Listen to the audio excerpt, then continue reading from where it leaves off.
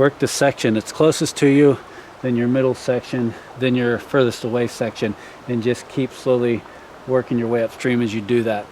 I don't want to squeeze them. That is an absolute gorgeous wild fish.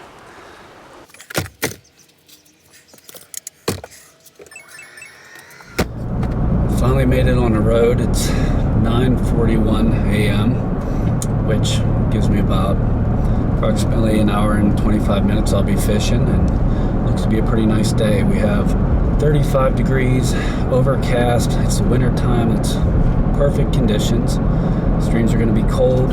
Recently we've had a crazy cold snap, and the streams were frozen up completely, but things have changed. We've had some warm days. The ice has given way and melted, and streams are back open in our area and fishable. I say our area, but I'm making a pretty good haul to get to the stream. But when you live in an area that's not full of wild trout, you have to travel to get to them, and it's what I love to do. It's my passion, so the traveling is perfectly fine for me. The sheets run is done. The gas tank is full. The postal run is done. Next up is to put on my waders, tighten up my boots, grab my gear, and hike in and enjoy a beautiful little wild trout stream. Follow along. Headed in, and this is not what I expected. As you can see, there's a bunch of snow on the ground.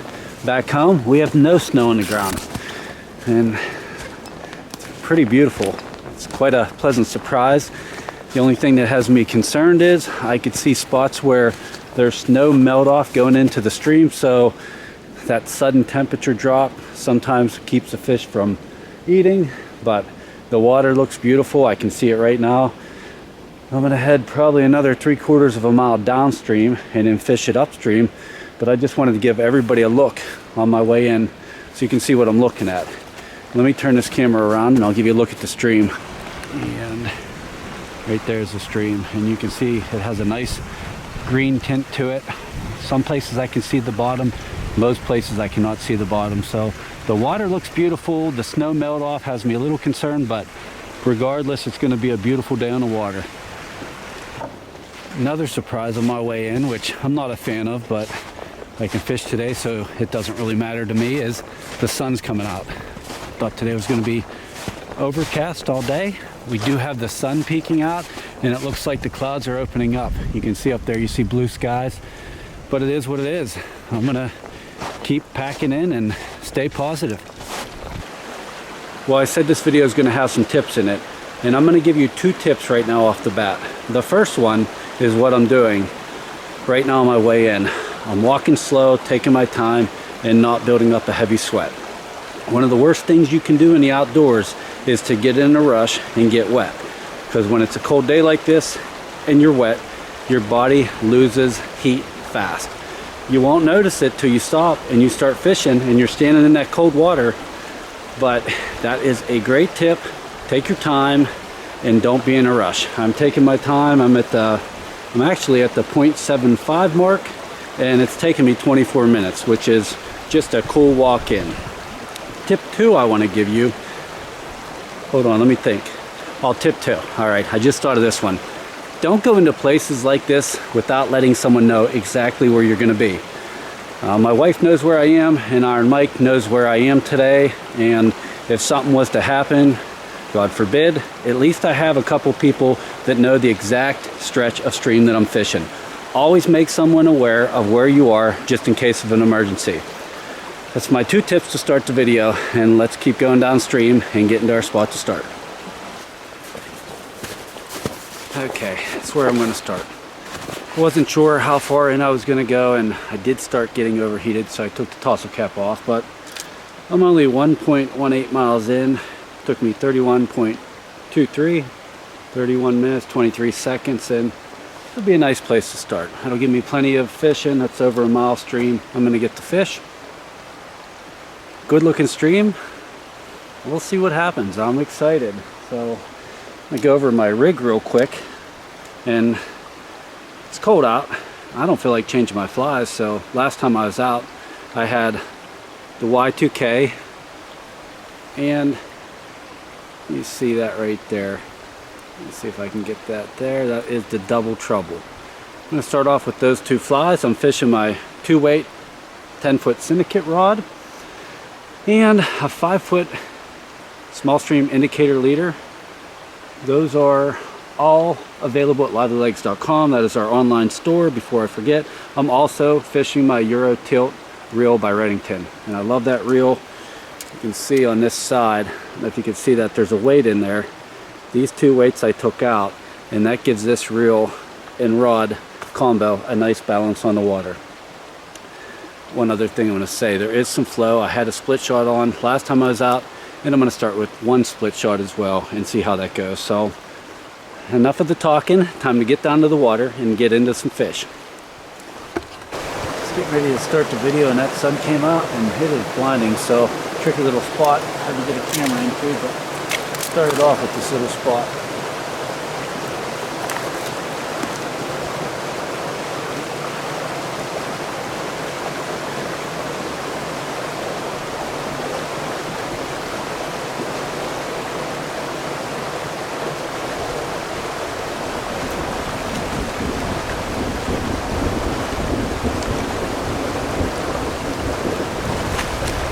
That tricky little spot work.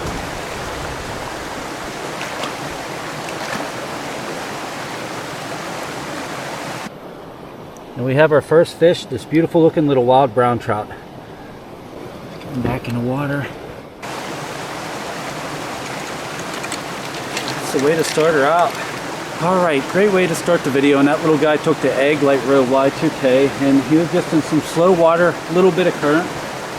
It actually was bringing the flies in closer to me, and he darted out and grabbed it. And quick catch, way to start it. So I made a switch. I was fishing my double trouble in Y2K, caught one fish, caught a snag downstream, lost everything, and there's so many log jams in this stream. That's what I've been catching a lot of. I decided to put on a jig bugger on my bottom, and when I get into those spots that I can't really upstream nymph, I can jig that fly in. So you can drift it like a nymph, you can jig it in when you get downstream. So I have on a black jig bugger, decided to do a top change as well, and I changed to our silver lightning bug.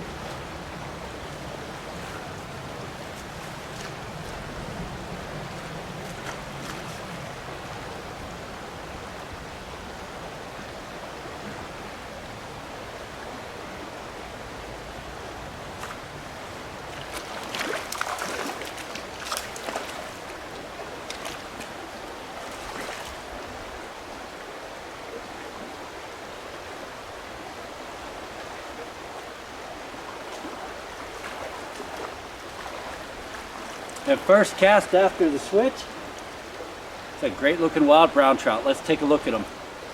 You can see he's got that silver lightning bug right there in the side of his mouth.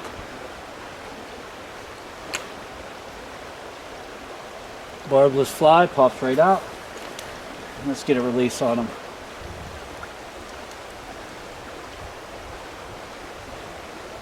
What a beautiful looking wild trout.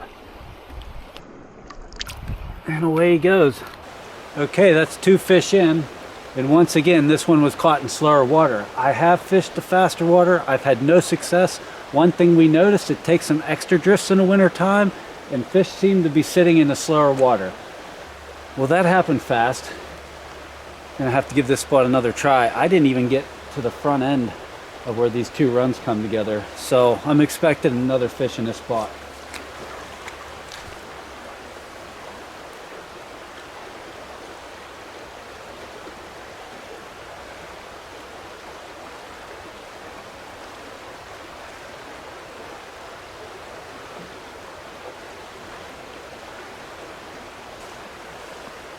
Well, that's a good one. Wow. It's a solid fish. Definitely a solid fish. Trying to get me under that bank over there.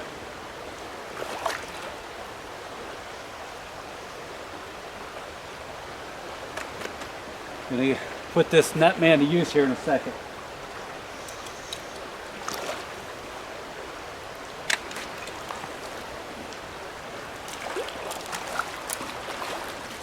Man, that is a nice, fat, chunky, wild brown trout. and he took the meat. He took the jig bugger. You can see that jig bugger right there, corner of his mouth. It's our barbless jig bugger. See if we can get that sucker out of there. Pops right out. Let's get that guy back in the water. What a chunk.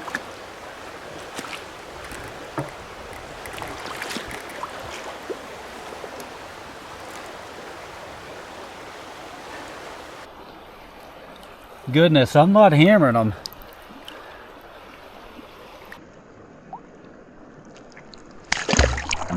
Ooh, but he goes in. But look at the quality of that fish.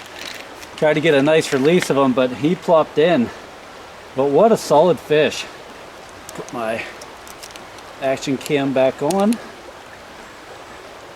Once again, the not so fast, slower, deeper water pulls a beautiful brown trout. Same thing, I threw upstream. I'm upstream nymph fishing. I'm letting that come down. I'm not jigging that or doing anything special. I'm just letting the current take that fly down through. I have no split shots on. It's a 3.3 millimeter bead on that jig bugger right there. And I'm just letting that sink to the bottom. It's tinking off the bottom, and that fish hammered it. I didn't have to worry about if that was a bottom or a fish. He pretty much helped me set the hook. All right, that's 2 fish in the spot, 3 fish to the net so far, and I got to try the upper spot. Now in the springtime, this is where I'd be expecting fish. In the wintertime, they're more downstream here, these wild browns, in the softer, deeper spots. But who knows, maybe with the warmer temperatures, some of the fish have moved up into the runs. Maybe there's been some bug activity and they're feeding. So let me give it a try.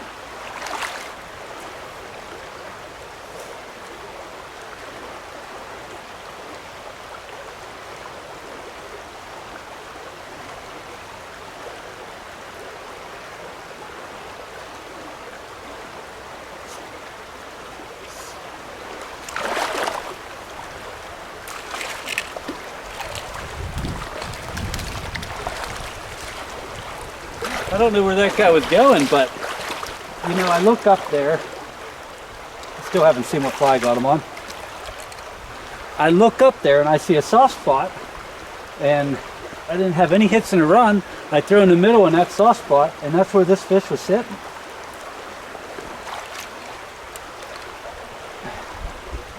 I got him on the lightning bug. It's popped out.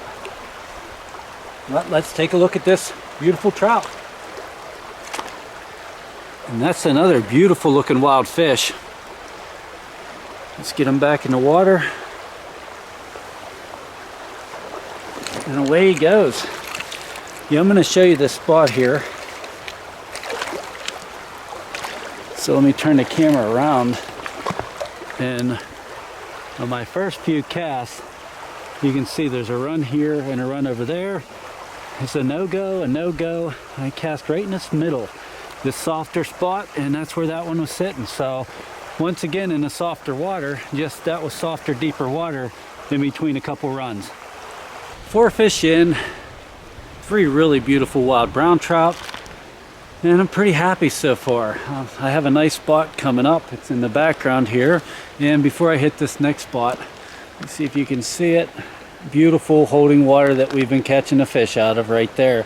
And before I hit this spot, I'm going to go ahead and have a snack and have my Gatorade. As long as I fuel up, I never get that shaky feeling on the stream. So I'm always excited to fish, but I always take a little bit of time to have a snack and keep my body feeling good. I guess you can count that as a tip. If you're one of those people that get out on the water and you get shaky and you don't feel great, make sure that you're hydrating and you're putting some calories in your body. That'll make a day of fishing feel a lot better. Those are good.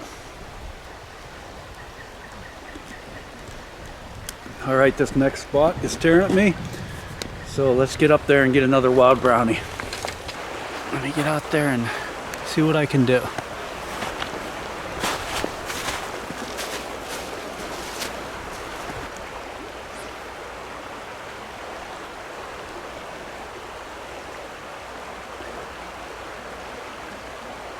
Oh, one right at my boots. Right at my boots.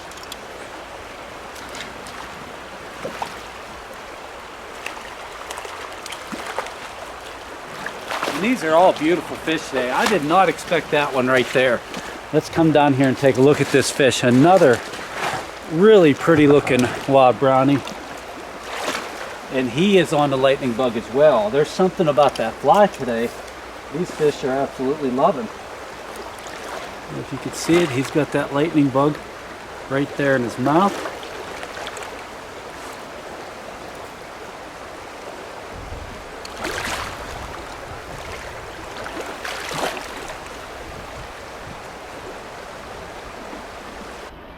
That is just another absolutely beautiful fish. Let's see if we can set this one in a lot easier this time. Oh man, what a pretty fish. There he goes. And that one there, that was a strange one. I mean, he was in close. So many people, they step into the water and don't cast. And there's a tip. That fish right there is proof why you want to cast before you step into the water. If it looks like it's holding water, which that did, there's no reason to step into the water without trying to cast there first, because you could benefit like I just did and catch a really nice fish. I'm tucked here in the hemlock. Filming and fishing isn't always the easiest, but I might have spooked this spot and screwed it up and spooked the fish out of here, but I have a nice run coming through the middle, and to get into here with the camera, it's a little different than fishing. Let's see if I can still pull fish out of here.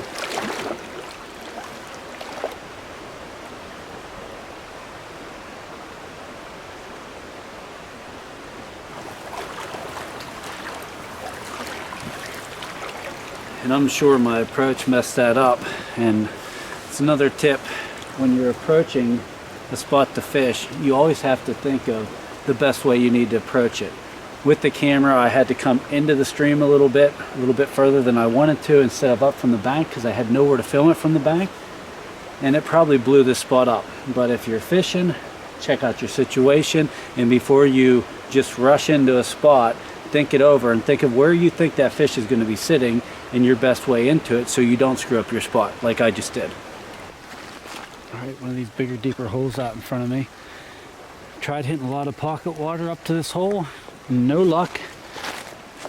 It's actually slowed down quite a bit. So let's hope that it typically has been the water where the fish are sitting this time of year. Let's hope they're in here. Camera around a little bit.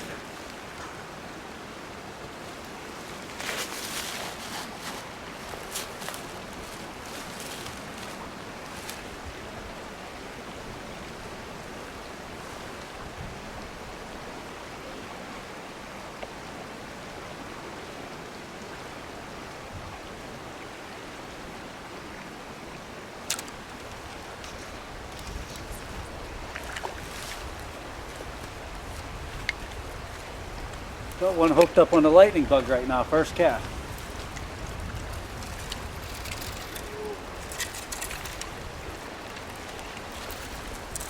And I'm hooked up in this tree. There we go. I'm gonna come down here with my action cam and get this guy back in the water. Another one on the silver lightning bug. And it just popped out, but it's a good looking little wild brownie as well. Alright, he's back in the water, and I didn't want to blow this spot up. If I step down into there, I'm going to go down in pretty deep, and I'm probably going to ruin this spot. So I just took him off to the side over here and let him go with the action cam. But I'm going to try to get another cast into here and see if there's anything else in here hungry.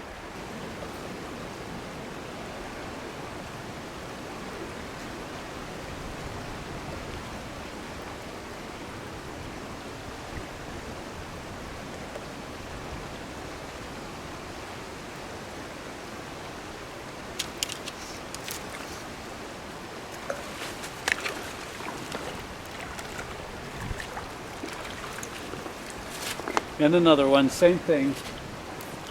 Silver lightning bug, slow spot, and I'm gonna go release them with the action cam right off to the side here.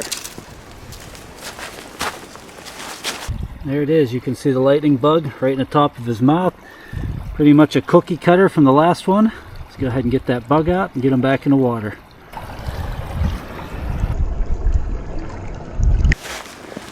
Well, that's nice. 2 fish out of this spot and no complaints here. It's the winter time. Catch rate is usually down. I think that's about the 7th fish I landed today. And all of the fish just about have been in this slow water. I've hooked a couple in water that's a little bit faster, but the slow water is holding the fish in the winter time. I'll do a quick fly change.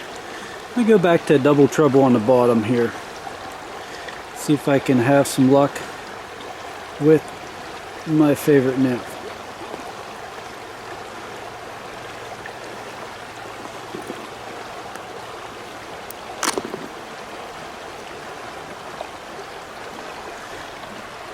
Okay, we're ready to go again.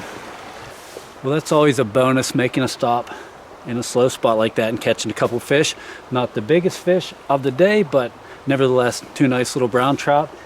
This next spot's a lot different. You can see this root system over here on the bank, and this tree right here. There's a washout all through here, and I expect to get a fish out of here. So let me get out there and see if I can pull one in.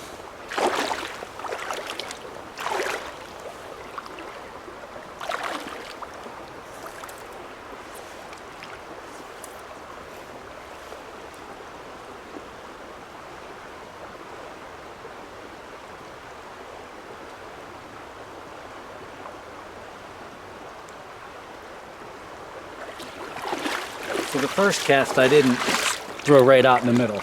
I kept it real close to the bank, and that's what I did earlier, and I caught a fish doing that. So it's a really good way to work your way out into the water. Work the section that's closest to you, then your middle section, then your furthest away section, and just keep slowly working your way upstream as you do that.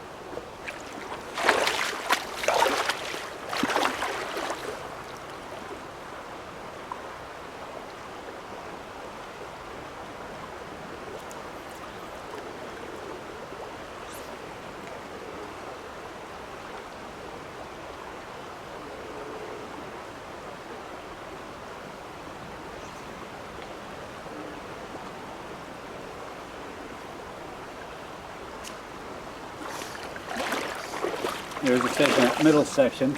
And I hit the flip button on that one. I don't know if you're going to see it in the video. Flip button again.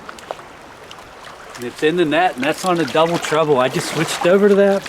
Smart move on my part. The jig bugger was not producing for me.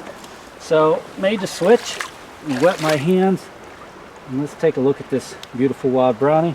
Fly is out. Look at that fish.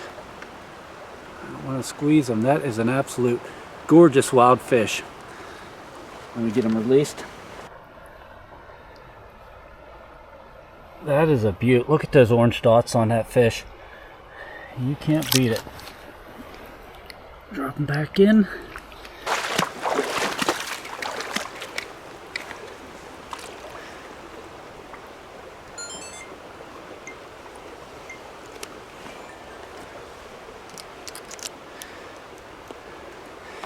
There we go. That's a better looking wild brown trout. I'll take that one.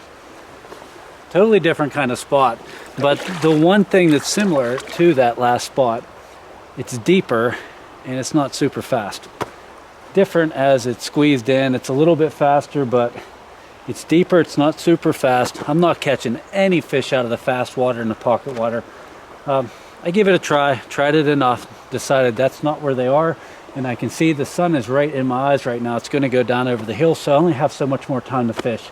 All right, I'm really liking this spot. If you look, there's a tree down here. It's slowing the water down. And then we're coming into a washout. So the water's slow. It's washed out. Great wintertime holding spot. Hopefully I can pull a fish out of here. The backside, there's a log right where I need my cast to be. You can almost see it where it's coming in right here. So I'm gonna have to go work the front side without giving it too much effort, or I'm gonna be snagged up and blowing the hole up. Let me move the camera to here.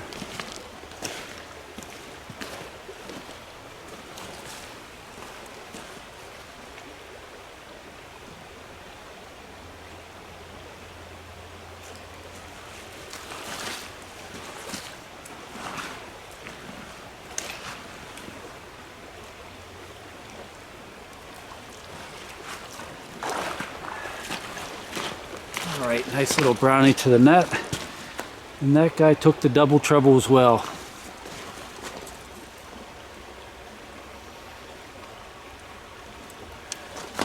We're gonna let him go right here.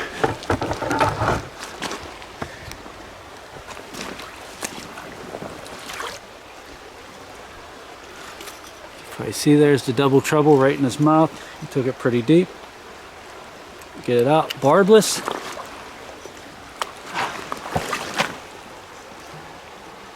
Good little brownie in the net and back in the water.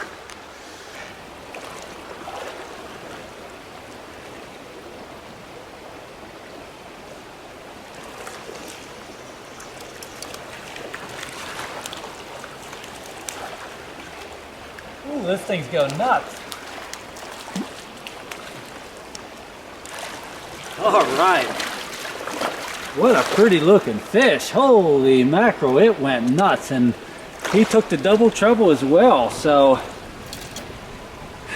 lightning bug, silver was the hot fly. And I'm gonna end the day with the double treble being the hot fly. Bring this fish up here to take a look at him. And you can see that dark natural double treble, size 12, right in the corner of his mouth. And that is one good looking wild brown trout. Look at the dots on him. You can see the golden belly. That is a good looking fish. Nice fish to end the video on.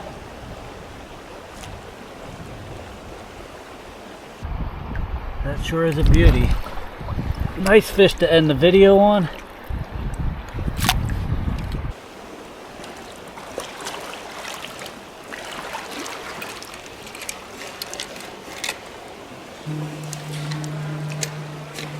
Seem to have my flies caught in my net here. All right, you're checking out the video today. You can see how easily my net came off my side and went back on my side, and that's because of our product we sell at livelylegs.com. It's our actual product. It's the Lively Legs Net Man. If you're looking for a convenient way to keep your net on your side that'll help you out on the water, be sure to check those out. I'd like to thank everybody for following along. Be sure to check us out on Facebook, Instagram, TikTok. This video is going to be on YouTube. Check out our online website, livelylegs.com. And until next time, best of luck on the water.